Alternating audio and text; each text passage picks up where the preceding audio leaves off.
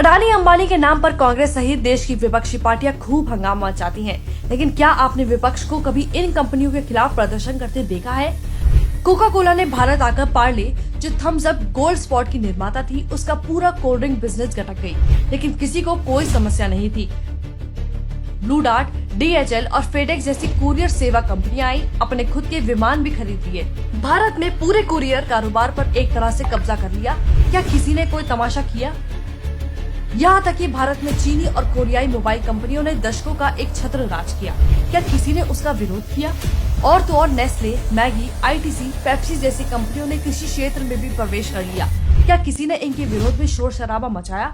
जवाब है नहीं, क्योंकि ये सारी कंपनियां विदेशी हैं, इसलिए देश के विपक्ष को कोई फर्क नहीं पड़ता कि ये कंपनियां क्या कर रही हैं, इन कंपनियों के मालिक कौन हैं। लेकिन विपक्ष की नजर में अडानी अंबानी सबसे बड़े ठग हैं। क्यों? क्योंकि वो उसी गुजरात से हैं जहां से मोदी जी हैं, इसलिए अडानी अंबानी को गुजराती होने का फल तो भुगतना ही पड़ेगा।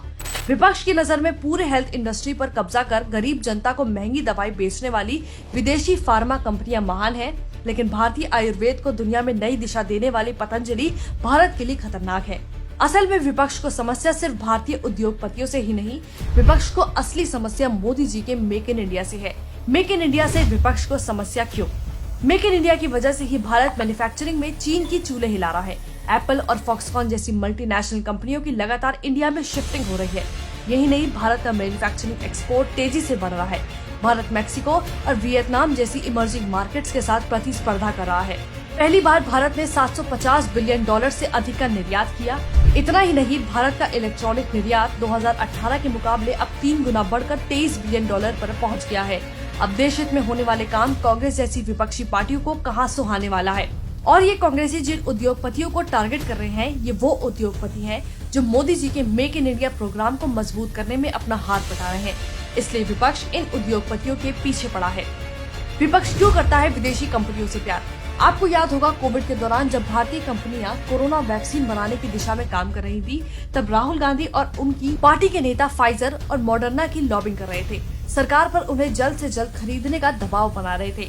ये सब बीजेपी के विरोध के लिए नहीं था, लेकिन इन लोगों की मानसिकता ये है कि विदेश में बनी है तो भारतीय से बेहतर होगी।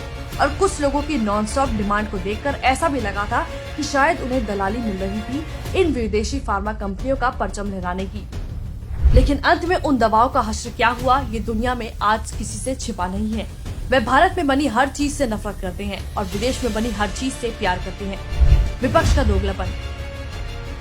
हमारे देश की विपक्ष का दोगलापन भी काबिले तारीफ है। ये अडानी अंबानी जो खुद के राज्यों में जाते हैं, तब पलंग पावड़े बिछाकर उनका स्वागत करते हैं, लेकिन जैसे ही केंद्र सरकार इनको कोई प्रोजेक्ट सौंपती है, वैसे ही हंगामा मचाना शुरू कर देते हैं।